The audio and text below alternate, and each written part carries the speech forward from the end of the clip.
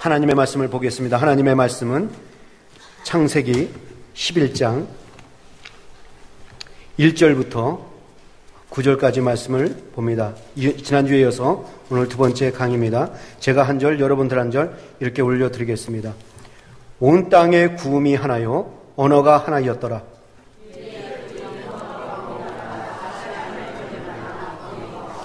서로 말하되 자 벽돌을 만들어 견고히 굽자 하고 이에 벽돌로 돌을 대신하며 역청으로 진흙을 대신하고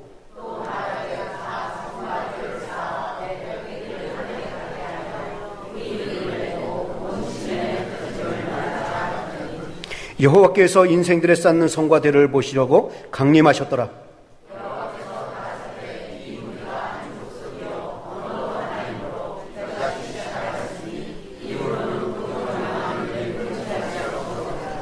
자, 우리가 내려가서 거기서 그들의 언어를 혼잡게 하여 그들로 서로 알아듣지 못하게 하자 하시고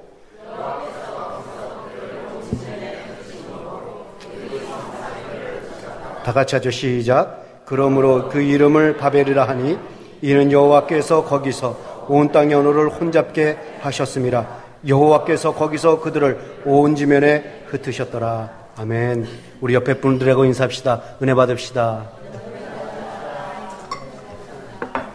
한 번 더 인사할까요? 어제 바벨탑을 무너뜨리셨습니까? 네.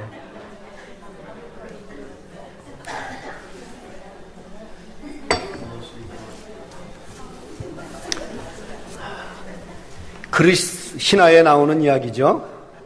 아름다운 미모를 가진 나르시스가 연못가에 비춰진 자신의 얼굴과 모습에 반해버립니다. 그래서 매일같이 연못에 나가 연못 속에 비춰진 자기의 모습을 바라보면서 삽니다. 그렇게 자신을 바라보며 살다가 결국 자신을 흠모하게 되고 끝내는 그 연못으로 뛰어듭니다. 자기의 얼굴을 잡으려고 연못으로 뛰어들다가 죽습니다. 그리고 수선화가 되었다는 이야기입니다. 영어 나르시스가 여기에서 온 단어로 수선화를 의미하는 동시에 자기 도치라는 의미를 가지고 있습니다. 미모에 대한 아주 강한 자부심이 불러온 비극입니다. 자기 얼굴에 도치되어 자기 얼굴을 잡으려다가 물속에 빠져 죽었다. 여러분, 우리는 이 이야기를 통해서 얻을 수 있는 교훈이 있습니다. 자기 도치란 곧 교만의 수렁으로 빠져드는 통로라는 것입니다. 남들보다 좀 뛰어난 것에 대하여, 남들보다 좀 잘하는 것에 대하여, 남들보다 좀 잘난 것에 대해서 너무 도취해버리면 교만에 빠져들게 되어 있다는 것입니다. 그래서 여러분들, 교만한 자들의 모습을 좀 보십시오. 공통점이 있어요. 교만한 자들은 어떠한 생각을 가지고 있느냐? 자기만 생각하고 자기 것만 생각하고 남들에 대한 배려는 전혀 없고 자기만 바라보고 자기 것만 챙기고 자기만 만족하면 되고 자기만 높이 세우려고 하는 것이 있다는 것입니다. 일종의 자기 숭배죠. 그러니까 교만은 자기 숭배입니다. 그래요, 여러분들. 자기만 알아주길 바라고 남의 감정은 상관없이 내 감정만 괜찮으면 되고 내 감정만 케어하려는 거. 여러분, 이거 자기 숭배 아니고 뭡니까? 이렇게 교만은 자기 숭배입니다. 자기만 챙기려고 하는데, 그런데 여러분들, 자기 것만 챙기고 자기 것만 생각하고 남의 감정은 어떻든 내 감정만 중요시 여기고 소중하게 여기고 자기 감정만 케어하려고 하고 자기를 높이면 그 인생이 참 잘 될 것 같은데, 오히려 여러분들 그 교만에 있으면 교만의 늪에 빠져서 허우적거리다가 더 깊은 교만의 수렁으로 들어가 망하고 파멸되고 만다라는 것입니다. 이것이 조금 전에 보여준 예화를 통해서 말씀하는 것이고요. 이것이 창세기 저자가 오늘 창세기 11장을 통해서 아주 심각하게 다루고 있는 내용입니다. 창세기 저자는 바벨탑 사건을 통해서 하나님이 말씀하시는 교만이 무엇인지, 하나님이 말씀하시는 바벨탑이 무엇인지, 하나님이 미워하시는 그 바벨탑은 무엇인지, 그리고 그 교만에 대한 결과는 무엇인지를 아주 잘 다루고 있어요. 그래서 여러분들이 오늘 이 본문을 통해서 하나님이 말씀하시는 교만이 무엇인지, 하나님이 말씀하시는 바벨탑이 무엇인지, 그 바벨탑의 결과, 그 교만의 결과는 무엇인지를 깨달아 여러분들은 하나님이 원하시는 삶을 살아 하나님이 인정하시는 그리스도 삶을 살아내고 여러분의 인생을 잘 살아낸 인생, 승하는 인생으로 만들어 놓을 수 있기를 주님의 이름으로 축원합니다. 지난주에 우리는 하나님이 왜 그들이 바벨탑을 쌓는 것을 싫어하셨는가, 그 두 가지 이유를 배웠습니다. 하나님은 그들이 바벨탑을 쌓는 것을 왜 싫어하셨는가? 첫째는 하나님의 이름을 드러내기보다 자기의 이름을 드러내는 것을 하나님은 싫어하셨다는 것입니다. 그것을 교만으로 보시고 하나님은 미워하셨습니다. 두 번째로는 하나님께서는 흩어지라고 말씀하셨는데, 흩어져서 하나님의 백성들로 충만케 하라고 말씀하셨는데 그들은 모이기에 힘썼다라는 것입니다. 다시 말해서 온 땅의 백성들로, 하나님의 백성들로 충만케 하라는 이 말씀보다는 자기들의 삶만 챙기려고 안주했습니다. 먼저 그의 나라와 그의 의를 구하라는 하나님의 말씀보다는 자기들이 즐길 것을 먼저 채우는 것, 하나님의 일보다 자신의 일을 먼저 생각하는 것, 하나님은 이것을 교만으로 여기시고 미워하셨습니다. 자, 그러면 오늘 세 번째로 하나님은 왜 바벨탑을 쌓는 것을 미워하셨는가? 그 이유는 바벨탑을 쌓는 것은 곧 하나님과의 영적 단절을 의미하는 것이기 때문에 그렇습니다. 그러니까 무슨 말인가 하면 그들이 바벨탑을 쌓았다, 이 말은 곧 하나님과 영적인 교제를 하지 않겠다, 하나님을 예배하며 살지 않겠다, 하나님과 교제하지 않아도 나는 얼마든지 잘 살아낼 수 있다, 하나님이 없는 인생을 살아도 나는 얼마든지 내 인생 잘 살아낼 수 있다, 이 선언이기 때문에 하나님은 바벨탑을 쌓는 것을 싫어하셨다는 것입니다. 그럼 바벨탑을 쌓는 것과 하나님과 영적인 교제를 하지 않는다는 것과 무슨 상관이 있는가? 잘 들어보세요. 구약에서도 그렇고 신약에서도 그렇고 인간이 하나님을 만날 수 있는 유일한 방법이 뭡니까? 인간이 하나님을 만날 수 있는 유일한 방법은 제사였습니다. 예배였어요. 월십. 인간은 이 월십, 예배를 통해서 하나님께 나아갈 수가 있었고, 예배를 통해서 하나님을 만날 수가 있었고, 예배를 통해서 하나님과 교제하며 지낼 수가 있었던 것입니다. 또 예배란 것은 뭐냐면, 예배란 하나님이 온 우주 만물을 창조하신 하나님이시며 온 우주 만물의 주관자이시며 모든 복의 근원 되시며 하늘과 땅을 다스리는 상천하지시며 내 인생의 주관자라는 이것을 인정하는 표현이 바로 이 예배입니다. 다시 말해서 예배는 하나님이 살아계시다라는 것을 인정하는 게, 이게 예배예요. 하나님을 인정하지 않으면, 하나님의 살아계심을 인정하지 않으면 여러분들이 어떻게 예배를 드리겠습니까? 예배라는 것은 하나님이 하나님 되시며 하나님은 살아계시며 하나님 내 인생의 주관자이십니다, 이것을 인정하고 고백하는 것이 이게 예배입니다. 또 예배라는 것은 하나님과의 늘 지속적인 관계를 맺고 있고 하나님과 늘 동행하고 있다라는 것을 보여주는 증거입니다. 예배라는 그런 거예요. 예배라는 것은 내가 하나님과 동행하고 있습니다, 내가 하나님과 늘 교제하고 있습니다, 이것을 보여주는 증거가 바로 이 예배입니다. 그래서 여러분들 아벨을 보십시오. 아벨이 수확을 하자마자 제일 먼저 한 것이 뭐예요? 잘 먹고 잘 살자, 이거였습니까? 하나님께 단을 쌓고 예배를 드렸다는 것입니다. 그리고 최상의 것을 가지고 나왔다는 거예요. 그러니까 하나님은 온 우주 만물의 주관자이시고 하나님은 모든 복의 근원 되시고 하나님이 나에게 가장 좋은 것을 주셨으니 나도 그 중에서 최고를 가지고 주님께 드립니다, 하나님 앞으로도 내 삶을 책임져 주옵소서 라는 이 고백을 드리는 이 예배를 드렸다는 거예요. 이게 아벨의 예배였습니다. 하나님을 인정하는 예배를 드렸단 말이죠. 자, 그럼 노아를 보십시다. 노아가 방주에서 나오자마자 제일 먼저 한 것이 뭡니까? 하나님을 향하여 단을 쌓고 예배를 드렸다는 것입니다. 홍수 심판에서도 나를 구원하시고 이 방주 안으로 들어가게 하시고 머물게 하시고 나오기까지 나를 기억하시고 나를 인도해 주신 하나님 감사합니다, 감사 예배를 드렸어요. 그리고 나를 지금까지 인도하신 하나님, 새 세상에서도 나를 인도해 주십시오 하고 자기 삶을 드리는 이 헌신의 예배, 결단의 예배를 드렸습니다. 하나님이 하나님 되심을 인정하는 예배였어요. 하나님이 내 인생의 주관자심을 인정하는 예배였습니다. 예배는 그런 것입니다.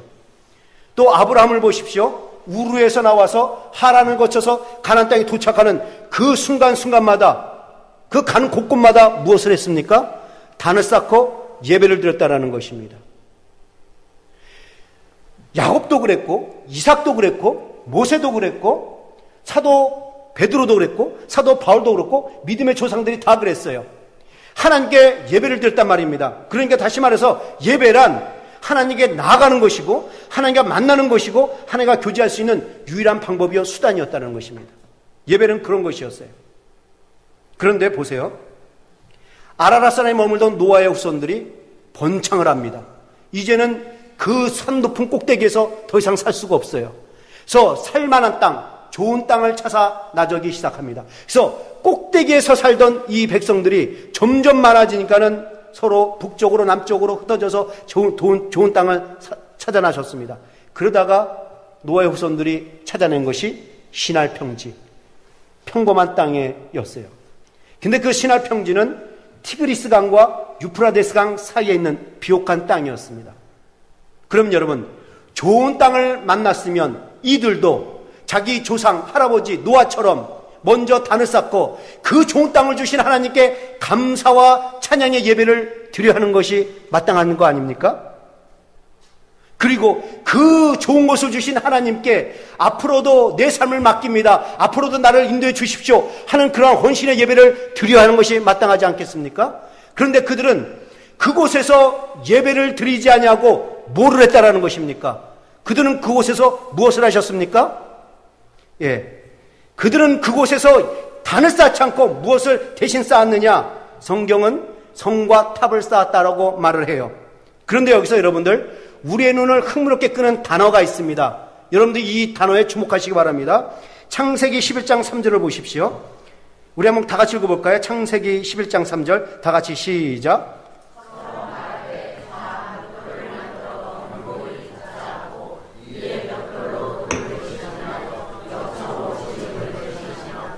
자, 성경은 이렇게 말합니다. 성과 탑을 쌓았다라고 말을 해요. 예배의 단을 쌓은 것이 아니라 성과 탑을 쌓았다라고 말을 해요. 그런데 성과 탑을 쌓는데 무엇을 가지고 쌓았다라고 말합니까? 돌 대신에 벽돌로, 진흙 대신에 역청으로 성을 쌓았다라고 말합니다. 참 이상하지 않습니까?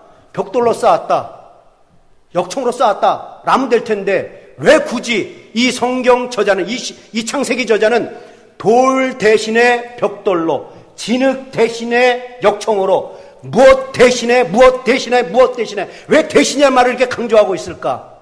왜 이 대신이라는 말을 굳이 강조하고 있을까? 물론 그 당시에 그 평지에는 돌이 없기 때문에 돌 대신에 벽돌로 쌓았다, 물이 새어 들어오지 않기 위해서 진흙 대신에 역청으로 쌓았다, 이 말을 하려고 하는 것은 사실이에요. 그런데 또 하나 숨은 뜻이 있다라는 것입니다. 왜 창세기 저자는 돌 대신에 벽돌로 쌓았고 진흙 대신에 역청 쌓았다, 이 대신이라는 말을 왜 강조했을까?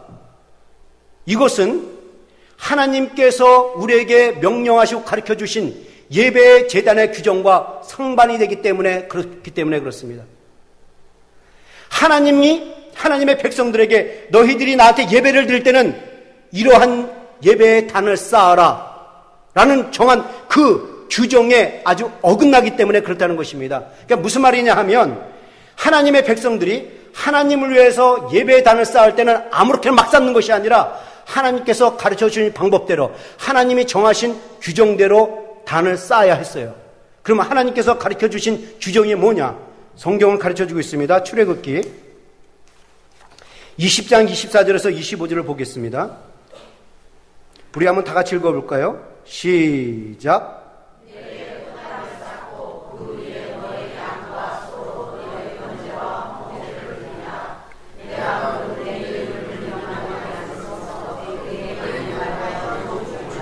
(25절) 내가 내게 돌로 단을 쌓거든 다듬은 돌로 쌓지 말라. 내가 정으로 그것을 쪼면 부정하게 함이니라. 여기서 지금 무슨 말을 하고 있냐면, 하나님께 단을 쌓을 때는 아무렇게 막 쌓지 말고 토단으로 쌓으라는 것입니다. 토단이란 흙, 진흙을 말하는 거예요. 그러니까 하나님께 예배드릴 때는 뭐로 쌓아? 진흙이나 흙으로 쌓을 수가 있다는 것입니다. 또 뭐로 쌓을 수 있느냐? 돌로 쌓을 수가 있어요. 그런데 특히 돌로 쌓을 때는 다듬어서 반듯하게 하지 말고 있는 그대로 쌓으라는 것이었습니다. 하나님은 분명히 나에게 단을 뗄 때, 그래 네 멋대로 네가 막 내키는 대로 쌓지 말고 토단으로 쌓고 돌로 쌓아. 돌로 쌓을 때는 다듬지 말고 그냥 있는 그대로 쌓으라고 말했어요. 그런데 이들은 어떻게 쌓습니까? 돌 대신에 다듬은 돌로 쌓았고 진흙 대신에 역청으로 쌓았다라는 것입니다. 그것도 예배에 단을 쌓지 않고 성을 쌓았다라는 거예요. 그러니까 무슨 말이냐? 이들은 하나님을 위해 단을 쌓을 마음이 없다라는 것입니다. 오히려 노골적으로 하나님께 예배드리지 않겠다고 거부했다라는 것입니다. 여러분, 이것이 얼마나 그들이 영적으로 무감각해졌고 얼마나 하나님부터 멀어졌다는 것을 보여주는 아주 단적인 예입니다. 여러분, 노아의 후손들은 하나님으로부터 생육하는 복, 번성하는 복, 창대케 되는 이 복을 받았어요. 생육하는 복, 번성하는 복, 창대케 하는 이 복을 하나님으로부터 받고 좋은 땅을 얻었으면 마땅히 단을 쌓고 그 주신 하나님께 감사의 예배, 찬양의 예배를 드리고 하나님과 교제를 나누는 것이 정말 지혜로운 삶 아닙니까? 왜 그렇습니까? 모든 만물의 주인 되시고 모든 복의 근원 되신 하나님과 교제를 나눠야 앞으로 더욱더 그 좋으신 하나님으로부터 더 좋은 것들 받으며 누릴 수 있으면 살지 않겠습니까? 그래서 이게 지혜로운 삶이에요. 그런데 그들은 오히려 하나님과 관계를 맺지 않냐고 엉뚱한 곳에서 관계를 맺기 시작했다라는 것입니다. 예배 대신에 성을 쌓기 시작했다라는 거예요. 자기 인생에 예배단을 쌓기보다는 자기 인생에 성을 쌓아서 살려고 했다라는 것입니다. 자기 인생의 예배보다 성을 쌓으면 더 안전하고 더 잘 살 것이라 생각했단 말이죠. 여러분, 자기 인생의 예배 대신에 성을 쌓았다라는 것은 하나님과의 관계를 거절하는 행위입니다. 하나님과의 관계를 끊고 하나님과 상관이 없는 인생을 살겠다. 하나님 개입하지 않는 인생을 살겠다는 얘기입니다. 예배에다 단을 쌓지 않고 나만을 위한 성을 쌓았다라는 것은 하나님의 생각대로, 하나님의 계획대로, 하나님의 목적대로, 하나님의 뜻대로 살지 아니하고 내 생각대로, 내 계획대로, 내 목적대로 내가 하고 싶은 대로 살겠다라는 것입니다. 하나님이 내 인생의 주인이 되고 내 인생의 통치자가 되고 내 삶을 인도하는 거 사용하겠다는 것입니다. 여러분, 이것이 얼마나 어리석습니까? 하나님은 온 우주 만물을 창조하신 창조자시며 모든 만물의 근원이시며 모든 복의 근원이 되시며 불가능도 가능케 하시며 권세와 능력이 그의 손에 있고 우리를 부하게도 하고 귀하게도 하고 우리를 강하게도 하고 높이기도 하시는 분이 전능하신 하나님이십니다. 그런 전능하신 하나님을 내 인생에서 필요 없다고 원치 않는다고 밀어내는 이 사람들이 얼마나 어리석습니까? 하나님과 관계를 맺어서 그 예배단을 쌓고 하나님과 관계를 맺으면서 그 좋으신 하나님으로부터 오는 복들을 누리는 것이 더 최고인데 이들은 하나님과 관계를 맺는 것보다 나만의 물질의 성을 쌓고 내만의 지식의 성과 거기다가 내가 의존하려고 한다라는 것입니다. 참 어리석은 생각들이에요. 여러분, 그런데 이들은 이렇게 어리석었는데 우리들도 이렇게 어리석은 짓을 하고 있다라는 것입니다. 일일이 바쁘다는 핑계로, 장사하느라 피곤하다는 핑계로 말씀 생활하지 않냐고, 기도 생활하지 않냐고, 예배 생활하지 않냐고 하나님과 교제를 끊고 사는 사람들이 얼마나 많습니까? 나는 지금 이것 때문에 기도할 시간이 없어. 나는 이것 때문에 너무 피곤해서 자야 돼. 말씀 볼 시간이 없어. 우리는 얼마나 많이 우리 세상 것 때문에 기도 생활, 말씀 생활, 기도 생활을 끊고 하나님과 관계를 끊고 사는 사람들이 얼마나 많습니까? 이 어리석은 삶을 살고 있는데 이게 바로 노아의 후손들이 바벨탑을 쌓는 그 행위와 똑같다라는 것입니다. 여러분, 오해하지 마십시오. 나의 바벨탑을 쌓는다는 것이 무엇입니까? 나의 바벨탑을 쌓는다는 것이 뭐예요? 내가 열심히 일해서 돈을 벌어서 저축하는 거, 그게 나의 바벨탑을 쌓는 겁니까? 내가 열심히 공부해서 좋은 대학교 가고 좋은 직장에 들어가고 내 인생을 승승장구로 만들어 놓은 것이 내 바벨탑을 쌓는 것입니까? 내가 열심히 연구하고 노력해서 목적을 이루고 내 인생을 좀 편하게 만들어 놓는 것이 바벨탑을 쌓는 것입니까? no, 천만의 말씀입니다. no. 영어가 되죠 또? 여러분, 우리는 우리의 인생을 좀 더 좋은 형편을 만들어 놓기 위해서 열심히 해야 되고 열심히 공부해야 되고 열심히 노력하고 열심히 살아야 됩니다. 이것은 나의 바벨탑을 쌓는 게 아니에요. 그럼 나의 바벨탑을 쌓는다는 것이 뭐냐? 하나님과 상관이 없는 삶을 사는 것, 하나님과의 관계가 끊겨진 채 하는 모든 일들, 하나님보다 다른 것에 의존하려고 거기서 쌓는 것, 이것이 바로 바벨탑을 쌓는다는 것입니다. 나는 하나님보다 물질이 있어야 내 인생이 더 안전해. 나는 하나님보다 좋은 대학교 들어가야 더 나는 안전한 삶을 살 수 있어. 나는 하나님보다 이 권력, 지식 이런 것들을 좀 준비해놔야 난 이 세상을 편하게 살 수 있어. 이렇게 하나님보다 다른 것을 더 소중하게 여기며 사는 것, 그것이 돌 대신에 벽돌을 쌓는 거고 진흙 대신에 역촉을 쌓는다는 것입니다.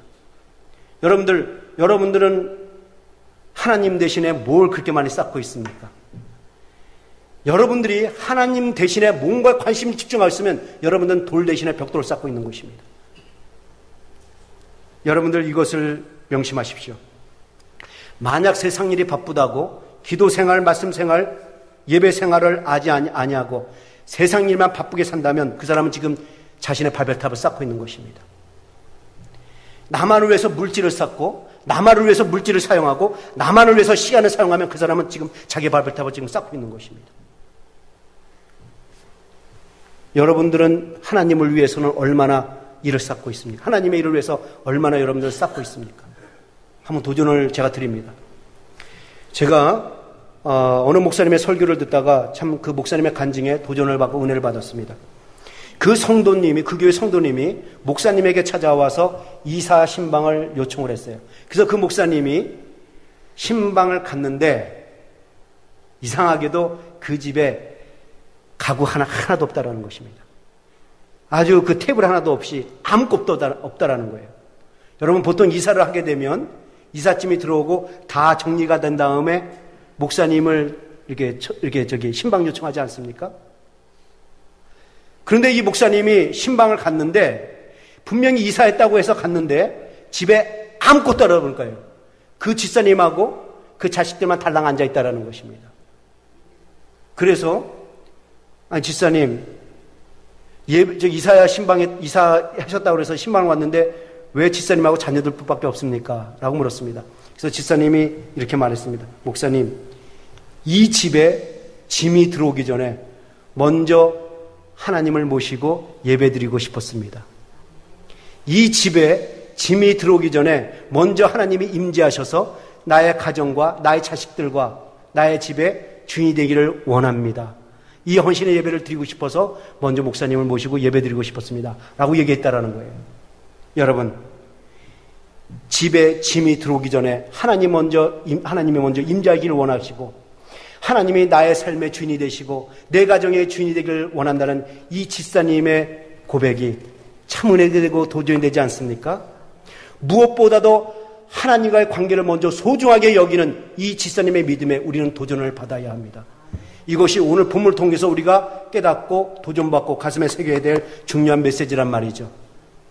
그러므로 사랑하는 성도 여러분, 오늘 설교를 통해서 하나님이 말씀하신 교만이 무엇인지, 하나님이 말씀하신 바벨탑이 무엇인지를 깨달았다면, 하나님이 원하시는 삶이 무엇인지를 여러분 깨달았다면, 이 예배당을 나가기 전에 여러분만을 위해서 쌓아놓았던 바벨탑을 무너뜨리십시오. 그리고 먼저 기도의 단, 예배의 단을 쌓을 수 있기를 축원합니다. 먼저 여러분들 기도의 단을 쌓고 예배의 단을 쌓고 하나님께 나아가 나의 삶의 주인이 되시고 내 인생의 통치자 되시고 내 삶을 인도해 가시고 가장 좋은 것을 주신 하나님과 교제를 가자. 그 하나님이 주시는 능력과 힘과 지혜로 여러분의 인생을 승리하게 만들어 놓을 수 있기를 주님의 이름으로 축원합니다. 여러분, 그동안 쌓아놓던 바벨탑 무너뜨리십시오. 저는 지난주에 여러분들에게 이런 말씀을 드렸어요. 내가 먼저 알아서 나의 바벨탑을 무너뜨리면 하나님은 더 좋은 은혜를 가지고 와서 나에게 부어주시지만 내가 여전히 바벨탑을 무너뜨리지 않고 쌓고 있으면 하나님은 찾아오셔서 반드시 그 바벨탑을 무너뜨리는데 그 결과가 참혹하고 불행이라는 것입니다. 이 말을 바꿔서 말하면 하나님은 우리가 이 땅에다가 썩어질 바벨탑을 쌓고 있는지 아니면 저 천국에다가 썩어지지 않은 상아탑 하늘의 상급을 쌓고 있는지를 하나님이 지켜보고 계시다라는 것입니다. 정말 그런지 오늘 본문 말씀 봅시다. 여러분, 오늘 본문에 나온 5절 말씀을 볼까요? 다 같이 읽죠. 시작.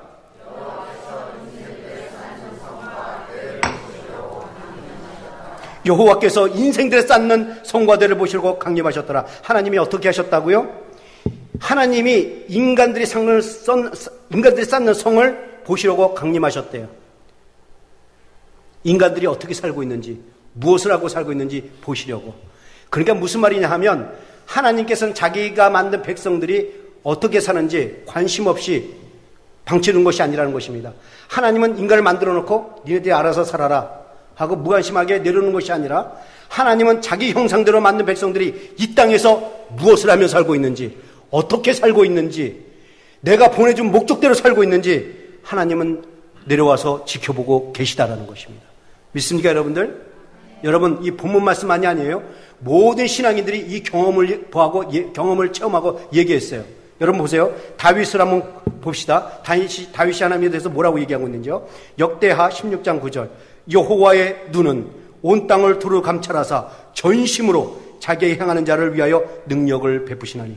여러분, 하나님의 눈은 온 땅에서 살고 있는 모든 백성들의 삶을 보고 계시다라는 것입니다. 그래서 자기에게 향한 자에게 하나님은 능력을 베푸시고 높여주신다라는 거예요. 믿습니까, 여러분? 여러분, 또 보십시오. 욥도 같은 얘기를 해요. 욥기 28장 24절을 보십시오. 이는 그가 땅끝까지 감찰하시며 온 천하를 두루 보시며. 똑같은 말을 했죠. 또 욥은 욥기 31장 4절에서 이런 말씀을 했습니다. 그가 내 길을 감찰하지 아니하시느냐? 내 걸음을 다 세지 아니하시느냐? 여러분, 이 말이 뭔지 아십니까? 욥은 이 고백을 했어요. 내가 하는 일, 일거수일투족을 하나님은 보시고 세워보시고 평가하시고 기록하신다는 것입니다. 여러분, 섬뜩하지 않습니까? 우리가 하는 행동마다 다 지켜보시고 따져보시고 계산해보시고 평가하신다는 거예요. 그런가 하면 시편 기자는 이렇게 말합니다. 시편 7장 9절. 악인의 악을 끊고 의인을 세우소서. 의로우신 하나님의 사람의 심장을 감찰하시니다. 하나님은 사람의 마음까지 읽는다는 얘기를 하고 있어요. 하나님은 우리의 모든 것을 볼 뿐만 아니라 우리의 마음까지도 보시고 읽으신다라는 것입니다. 시편 10장 4절에서 교만한 자가 이렇게 말합니다. 하나님은 없다. 그래서 하나님은 감찰하지 않는다라고 얘기를 해요. 그러자 시편 기자가 가소롭다는 듯이 10장 13절에서 이렇게 말합니다. 어찌하여 악인이 하나님을 멸시하여 그 마음에 이르기를 주는 감찰지 아니하리라 하시니까 하나니까. 하나님은 감찰하시는 하나님이라는 거예요. 시편 11장 3절 보시죠. 그 눈이 인생을 통촉하시고 그 안목이 저희를 감찰하시도다. 시편 31편 7절. 내가 주의 인자하심을 기뻐하며 즐거워할 것은 주께서 나의 곤란을 감찰하사 환난 중에 있는 내 영혼을 아시고. 여러분들 지금 이 시편 기자가 두려움으로 얘기하는 게 아니에요. 막 즐거워서 기뻐서 평안해서 얘기하는 겁니다. 왜 그렇습니까? 내가 곤란을 당해도 어려움을 당해도 힘들어도 고통스러워도 하나님은 내 형편을 보시고 내 형편을 아신다라는 것입니다. 그러니까 나는 걱정 없다라는 거예요. 여러분, 시편 33편 15절을 보십시오. 저는 일반의 마음을 지으시며 저희 모든 행사를 감찰하시는 자로다. 내 생각과 내 계획과 내 행동 모든 걸 다 하나님이 보신다라는 겁니다. 시편 139편 7절 8절 보시죠. 내가 주의 신을 떠나 어디로 가며 주의 앞에서 어디로 피이라니까. 내가 하늘에 올라갈지라도 거기 계시며 음부에 내 자리를 펼지라도 거기 계시니다. 내가 갈 곳은 하나도 없다라는 거예요. 내가 어느 곳을 가든지 하나님은 그곳에 계시고 나를 보신다는 것입니다. 나는 하나님의 눈을 피할 수가 없어요. 여러분, 솔로몬은 잠언 16장 2절에서 이렇게 말합니다. 여호와는 심령을 감찰하시느니라. 하나님은 우리의 마음까지 읽을 뿐만 아니라 우리의 영혼과 우리의 감정까지 읽으신다는 것입니다. 우리의 감정이 어떤지, 우리의 생각이 어떤지, 우리의 영혼의 상태가 어떤지를 다 보신다는 거예요. 마지막 한 구절 더 보죠. 사무엘상 2장 3절. 심히 교만한 말을 다시 하지 말 것이며 오만한 말을 너 입에 내지 말지어다. 여호와는 지식의 하나님이라 행동을 달아보시느니라. 그게 하나님은 어떤 하나님이라는 겁니까? 하나님은 우리의 생각, 우리의 계획, 우리의 행동까지 다 보시고 우리 그 보시되 우리의 하는 일까지 일거수일투족을 다 지켜보시고 또 달아보시고 재어보시고 따져보시고 평가하시는 그런 하나님이시라는 것입니다. 여러분, 우리가 믿는 하나님이 이런 하나님에 대해서 여러분 정신 번쩍 든지 않습니까? 한번 이것을, 하나님이 이런 하나님이라는 것을 우리 삶에 한번 적용해 봅시다. 하나님께서 오늘날 우리의 삶의 현장 속에 찾아오셔서 우리가 지금 어떠한 삶을 살고 있는지, 무엇을 하고 있는지 지켜보고 계시다라는 것입니다. 지금 내가 어떤 일을 하고 있는지, 무엇을 하고 있는지 보신다라는 거예요. 자녀들은 지금 어떻게 교육시키고 있는지, 세상 교육만 열심히 시켜서 자녀들로 하여금 세상의 탑을 쌓게 하는지 바벨탑을 쌓게 하는지 보신다라는 것입니다. 아니면 자식들에게 신앙교육도 열심히 시켜서 하나님의 나라를 쌓게 만드는지 보신다라는 것입니다. 내가 무엇을 위해서 물질을 쌓고 있는지, 무엇을 위해서 지식을 쌓고 있는지, 무엇을 위해서 학문을 쌓고 있는지 하나님은 보신다라는 거예요. 내가 지금 물질의 성을 만들고 탐욕의 성을 만들어서 거기에서 안주하려고 하는 것인지, 내가 지금 정신이 어디 팔려 있는지 하나님은 보신다라는 것입니다. 먼저 그의 나라 그의 의를 구하기 위해서 애쓰는 사람인지, 아니면 내만의 즐거운 것을 찾기 위해서, 그것을 채워넣기 위해서 살고 있는지 하나님은 보신다라는 것입니다. 그러기에 여러분들 빨리 여러분이 혹시 바벨탑을 쌓았다면 무너뜨리십시오. 그래야 하나님의 징계가 아닌 더 좋은 하나님의 은혜 축복을 받고 누릴 수 있습니다. 자, 그러면 시간상 내 바벨탑이 무엇인지를 한번 생각해 보고자 합니다. 간단하게 그러나 구체적으로 말씀을 드리려고 합니다. 첫째, 우리가 무너뜨릴 바벨탑은 무엇인가? 여러분, 노아의 후손들은 눈에 보이는 바벨탑을 쌓아서 자신들의 교만을 드러냈어요. 근데 우리는 눈에 보이지 않는 바벨탑을 쌓고 있단 말이죠. 근데 눈에 보이지 않는 바벨탑을 쌓는 것이 이게 더 무섭다라는 겁니다. 왜냐하면 눈에 보이지 않기 때문에 나 스스로도 속이고 상대방도 속이고 살아갑니다. 눈에 보이지 않기 때문에 내가 지금 깊은 수렁에 빠졌는지도 모르고 살아간 사람이 많아요. 그래서 우리는 눈에 보이지 않는 이 바벨탑을 무너뜨려야 합니다. 내가 무너뜨려야 할 나의 바벨탑은 무엇인가? 자기 중심주의 바벨탑을 무너뜨려야 됩니다. 이것은 소위 인본주의라고도 하는데, 인간적인 거라고도 하는데, 자기밖에 모르는 것, 자기만 챙기려고 하는 것, 이것을 자기 중심의 바벨탑이라고 합니다. 여러분, 이 자기 중심의 바벨탑 쌓으면 어떠한 증상이 나타나냐면 하나님을 위해서 인생을 계획하는 것이 아니라 자기만을 위해서 인생을 계획합니다. 하나님의 영광을 위해서 추구하는 것이 아니라 자기 영광을 추구하기 위해서 살아간다는 것입니다. 이 바벨탑, 이 자기 중심의 바벨탑을 쌓는 사람들은 특징이 있어요. 신념이 있다라는 것입니다. 여러분, 신념은 좋은 거예요. 자기를 믿는 거, 자기를 신뢰하는 거. 그런데 이 신념이 강하면 신앙과 대적된다는 사실 아십니까? 신념과 신앙의 차이가 뭔지 아십니까? 신념은 자기를 믿는 거지만 신앙은 나보다 하나님을 믿는 거예요. 신념은 내 생각, 나만 믿고 살아가는 거고요. 신앙은 내 생각보다 하나님의 생각을 믿고 내 믿음보다, 내 힘보다 하나님의 힘을 더 믿고 살아가는 것입니다. 근데 수많은 성도들이 하나님을 믿는다고 하면서 이 신념으로 살아간다는 겁니다. 자기 생각대로만 하려고 하고 자기 힘으로만 하려고 하고 자기 뜻대로만 하려고 해요. 이게 인본주의라는 것입니다. 두 번째, 우리가 무너뜨릴 바벨탑은 지식의 바벨탑입니다. 지식의 바벨탑. 여러분, 사람들은요, 많이 배우면 배울수록, 많이 알면 알수록 가만기는 힘들어해요. 뭔가 자신의 똑똑함을 드러내려고 하고 뭔가 자꾸 가르치려고 해요. 이 지식의 바벨탑을 쌓은 사람들은 남의 충고를 받아들이기 무척 힘들어합니다. 그리고 특히 이 깔보는 경향이 있어요. 나는 하버드 출신인데, 나는 예일 출신인데, 나는 스탠포드를 나왔는데, 나는 서울대를 나왔는데 내가 어떻게 너와 같이 신앙생활을 할 수 있어? 수준이 안 맞아. 이게 바로 이 지식의 바벨탑을 쌓는 사람들이에요. 여러분, 뭔가 모르게 자기의 뭔가 그 지적인 백그라운드를 가지고 살아가는 사람 있잖아요. 이것은 학벌, 학력, 학위라는 벽돌을 쌓고 살아가는 거예요, 지금요. 이것을 여러분 잘 아십시오. 하나님은 모든 사람들에게 각각 잘할 수 있는 은사들을 주셨어요. 여러분들에게 다 장점들이 있어요. 그거 아십니까? 어떤 사람에는 물질의 은사를 줘서요, 하나님마다 잘 되는 사람이 있어요. 근데 어떤 사람은 지혜의 은사를 줘서 이 학문적으로 잘 나가는 사람이 있습니다. 어떤 사람은 언어의 은사를 줘서 사람을 위로해주고 마음에 평안을 주고 화해시키는 이 능력 있는 사람이 있어요. 그러니까 다 각자 그 은혜를 줬어요. 그러면 그것에 감사해서 더 하나님께 매어 달리고 하나님을 위해서 그 영광 돌리는 데 사용해야 하지 않겠습니까? 근데 우리는 그것을 마치 자기가 뭐가 됐냐, 그 좋은 것을 발판으로 삼아서 하나님 같은 행사를 한다는 것입니다. 하나님을 대적하는 무기로도 사용해요. 이 노아의 후손들이 그랬단 말이죠. 노아의 후손들은 당시에 벽돌을 만들어내는 기가 막힌 생각을 했어요. 이 지혜. 하나님이 이 지혜를 주셨는데 이 지혜를 하나님을 대적하는 무기로 사용했다는 것입니다. 여러분, 한번 오늘날 생각해 보세요. 짐승들의 삶을 보십시오. 짐승들은 수천 년이 지나도 그전이나 지금이냐 생활 수준이 똑같아요. 그렇지 않습니까?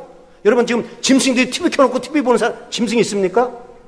그런데 하나님께서 만드신 우리 형상, 하나님의 형상대로 만든 우리들은 어떻습니까? 생활 수준이 달라요. 원시 시대, 구석기 시대, 신석기 시대, 현대 시대, 삶이 늘 다릅니다. 교통수단도 달라요. 왜 그렇습니까? 하나님께서 인간들에게만 그 지혜를 줬기 때문에. 근데 그 지혜를 가지고 하나님께 감사하며 사는 것이 아니라 그 지혜를 가지고 하나님의 영광을 돌리는데 사용하는 무기가 아니라 하나님을 대적하는 무기로 사용하고 있다는 것입니다. 그 안에 얘가 뭡니까? 인간 복제.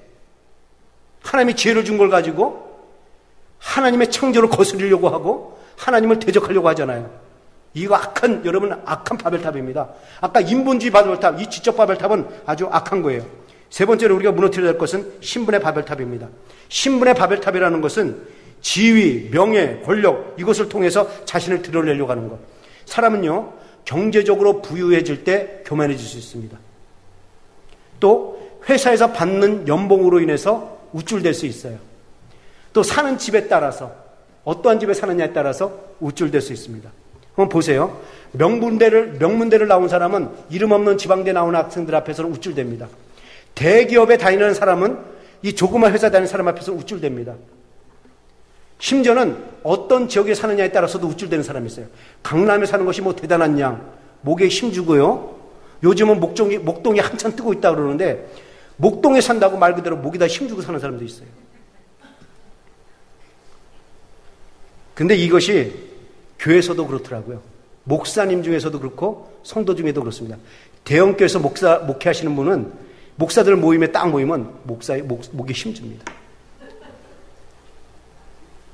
우리 교회는 뭐 얼마 안 되는데 뭐 2,000명밖에 안 나오는데 뭐 이러면서 홀리보이스로 오셨습니까? 이러면서 성도 중에도 이런 게 있어요. 나는 모교회에 다니는데 우리 교회는 10,000명이 넘어 하면서 뭔가 자기가 이런 것처럼 막 다 우쭐대는 사람이 있어요. 여러분, 교회에서 중책을 맡은 것을 마치 권력을 짐냥 행사하는 사람이 있다면 이 사람은 지금 자기 신분의 바벨탑을 쌓은 것입니다. 무너뜨려야 돼요. 네 번째로 우리가 조심해야 될 건 영적 바벨탑입니다. 이것은 소위 영적 교만이라고 할 수 있죠. 열심히 신앙생활하는 사람들이 빠질 수 있는 위험성이 있습니다. 남들보다 좀 열심히 신앙생활하고 남들보다 좀 기도생활 열심히 하고 남들보다 성경 공부 열심히 하고 남들보다 예배만 열심히 하는 사람들이 이 교만에 빠질 수 있습니다. 나는 성경 공부에 나오는데 너는 나오지 않잖아. 나는 새벽기도 나오는데 넌 나오지 않잖아. 집사가 돼가지고 막 이렇게 얘기하는 순간에 그 사람은 바벨탑 쌓은 거예요. 여러분, 그런 사람들 우리 케어해야 돼요. 돌보셔야 됩니다. 예? 우리가 마지막으로 무너뜨려야 될 중요한 바벨탑이 있습니다. 따라합시다. 교만의 바벨탑. 죄송합니다. 교회의 바벨탑. 교회의 바벨탑을 무너뜨리셔야 됩니다. 여러분, 교회의 바벨탑이 뭔지 아십니까? 예수님이 이 땅에 교회를 세우시고 교회에 주신 명령이 있습니다. 예수님이 이 땅에 교회를 세우시고 세우신 교회에 주신 명령이 뭡니까? 온 땅에 흩어져서 내 증인이 되라는 것입니다. 그러니까 이것은 교회가 해야 될 지상 명령이요 목적이에요. 교회가 존재하는 목적 뭐냐? 세상에 흩어져서 복음을 전하는 것입니다. 그냥 숫자만 늘리려고 하고 교회 건물만 늘리려고 하고 그냥 모여서 친교하고 안주하려고 하는 것은 교회가 아니라는 것입니다. 교회가 할 일은 모여서 말씀을 배우고 연구하고 양육받았으면 세상에 나가서 복음을 전파하는 것입니다. 이것이 교회의 사명이에요. 여러분, 교회가 부흥한다, 교회가 성장한다, 이 말이 뭔지 아십니까? 교회가 부흥한다, 교회가 성장한다, 이 말은 숫자가 늘어나는 거, 교회의 건물이 늘어나는 것을 가리키는 말이 아니라 성도들의 영적 수준이 자라고 영혼 구원 사역에 대한 비전과 꿈이 한두 사람에 머물던 것이 전체 교인으로 퍼져나가고 하나님의 나라 확장과 복음 확장을 위해서 전력 분투하는 교회가 부흥하는 교회입니다. 그런 교회를 가르쳐서 성장한다고 얘기할 수 있어요.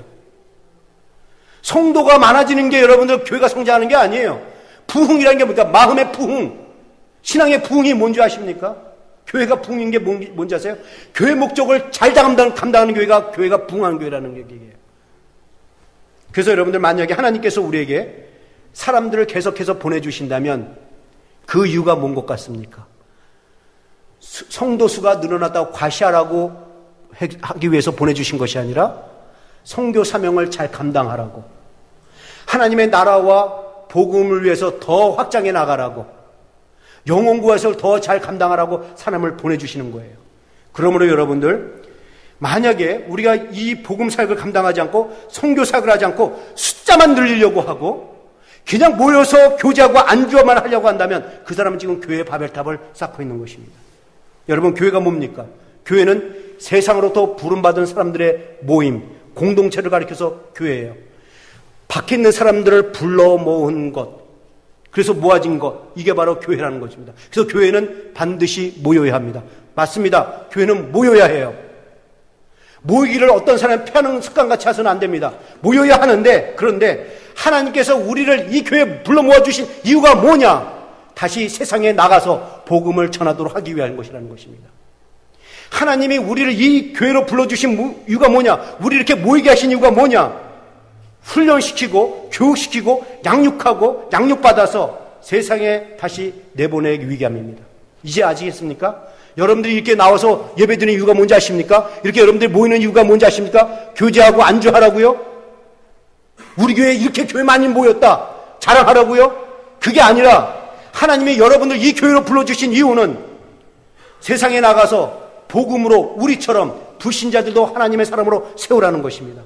그러므로 사랑하는 성도 여러분, 오늘 설교를 통해서 이 진리를 깨달으셨다면 이제부터라도 여러분의 모든 바벨탑을 무너뜨리시고 기도로 무장하시고 말씀으로 무장하시고 성령으로 무장하셔서 여러분의 일터로 흩어질 수 있기를 축원합니다.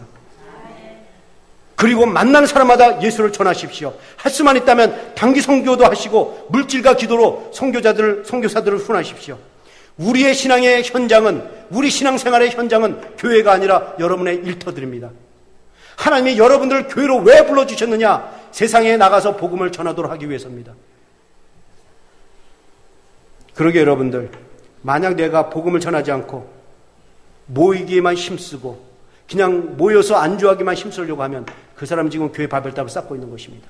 근데 여러분, 이상하게도요, 교회 바벨탑을 쌓으면 잘 될 것 같지만, 그냥 숫자만 불리려고 하고 교회만 자꾸 쌓으려고 하면 잘 될 것 같지만 오히려 문제가 생기고 서로 부딪히고 다투고 분열되게 된다는 것입니다. 오히려 하나님의 일을 부지런히 할 때에 오히려 더 하나가 되고 더 잘 되고 더 성장한다는 것입니다. 이것이 오늘 본문이 가르쳐주는 메시지예요. 여러분들, 노아의 후손들을 보십시오. 자기들을 위해서 바벨탑을 쌓아 인생을 잘 되게 하려고 했는데, 만약에 자기들이 바벨탑을 쌓으면 자기의 인생은 잘 될 것이라고 생각했는데 오히려 그들의 인생 계획은 멈춰지고 중단되고 오히려 흩어져 버렸다는 것입니다. 다시 말해서 망했단 말이죠. 여러분, 우리는 나의 바벨탑 안에 있을 때 안전한 것이 아니라 내 안에 하나님의 나라를 세울 때 안전할 수가 있습니다. 사랑하는 성도 여러분, 정말 하나님 보시기에 잘된 인생이 되길 원합니까?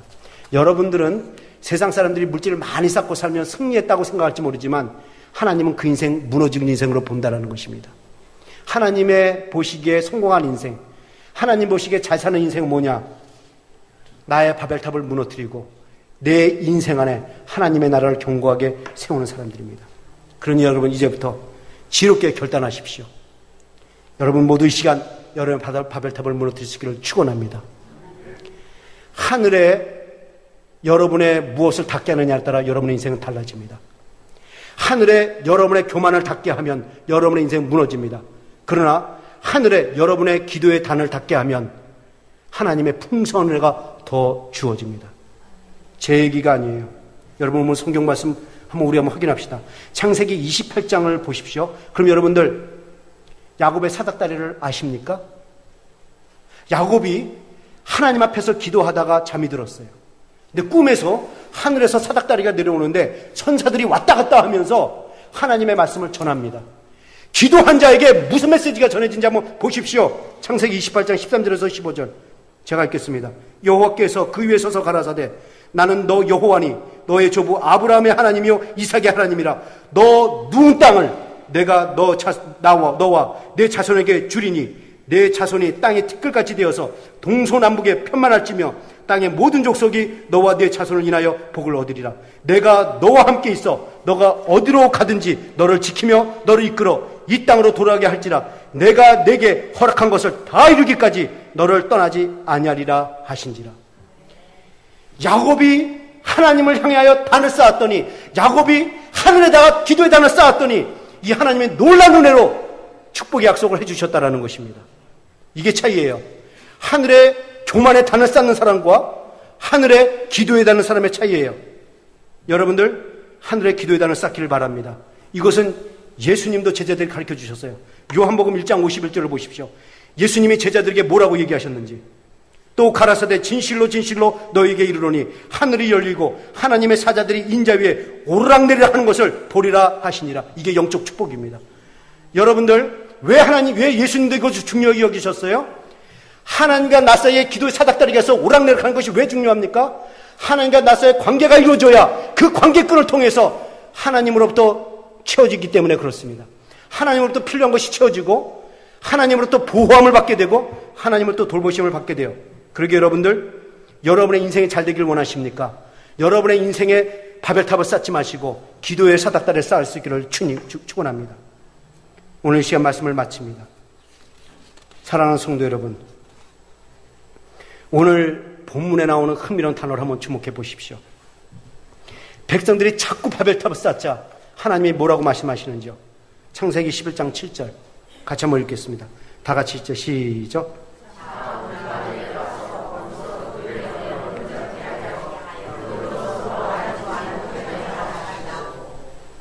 여러분, 하나님이 이렇게 말씀하셔요. 자, 우리가 내려가서 흩트러 버리자. 인간들은 힘을 합쳐서 자, 우리가 쌓자 성을 쌓자 탑을 쌓자. 그러니까 하나님께서 그래? 뭐라고 말씀입니까? 우리도 내려가서 흩트러 버리자. 하나님이 흩트러 버리시니까 흩어졌습니다. 하나님이 흩트러 버리시니까 꼼짝없이 흩어져 버렸어요. 이게 현실입니다. 이게 실제예요. 이게 인간의 한계입니다.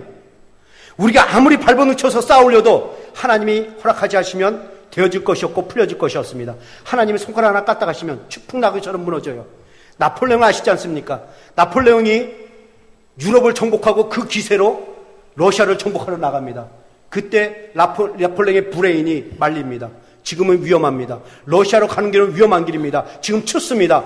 좀 출정을 좀 연기하시죠. 나폴레옹이 뭐라고 말합니까?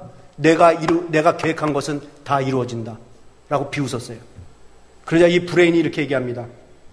일과 계획은 사람이 하지만 이루시는 것은 하나님이 하십니다. 근데 그것을 비웃고 나갔어요. 어떻게 됐습니까? 나폴레옹이 그 전쟁에다 대패를 하고 엘바 섬으로 유배되지 않습니까?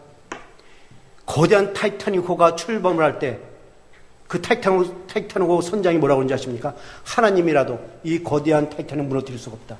근데 얼마 못 가서 큰 빙산에 부딪혀서 무너지지 않았습니까? 하나님이 무너뜨리시면 무너집니다. 하나님이 흔드시면 추풍낙엽처럼 떨어집니다. 사랑하는 성도 여러분, 오늘 주님의 말씀을 기억하십시오. 심령이 가난 자가 복이 있다고 주님을 말씀하십니다. 의에 줄이고 목마른 자가 배부를 것이라고 주님은 말씀하십니다. 베드로전서 5장 6절을 보십시오. 하나님의 능력의 손아래로 자기를 낮추십시오. 때가 되면 하나님께서 여러분들을 높이실 것입니다. 야고보서 4장 6절. 하나님이 교만한 자를 꺾으시고 겸손한 자에게 은혜를 주신다고 말씀하셨습니다. 사랑하는 성도 여러분, 하나님의 능력 안에서 자신을 낮춰 들어간 사람은 하나님의 능력을 받아 높여집니다.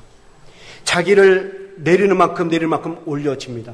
자기를 비우는 만큼 채워집니다. 자기를 부수는 만큼 하나님 그를 멋진 작품으로 만들어 놓으십니다. 오늘 여러분들 도전을 드립니다. 여러분들의 바벨탑은 무엇입니까? 만약 하나님보다 뭔가를 의지하고 있다면 여러분 그 바벨탑을 쌓고 있는 것입니다. 하나님이 무너뜨리시면 무너집니다. 여러분들은 하나님의 안에 있을 때만 진정한 승리를 누린다는 것을 생각하십시오. 그러게 여러분들 오늘 이 시간 예배당을 나가기 전에 내 바벨탑을 무너뜨리십시오. 내가 주인 삼은 것, 내가 사랑했던 모든 것 다 내려놓으십시오. 그리고 주님만을 바라보고 사십시오. 오늘 그럼 분명히 여러분들 인생 승리할 줄로 믿습니다. 우리 다 같이 내가 주인 삼은 것 내려놓고 이 찬양을 하며 내 바벨탑을 무너뜨리겠습니다. 결단할 시간을 갖겠습니다.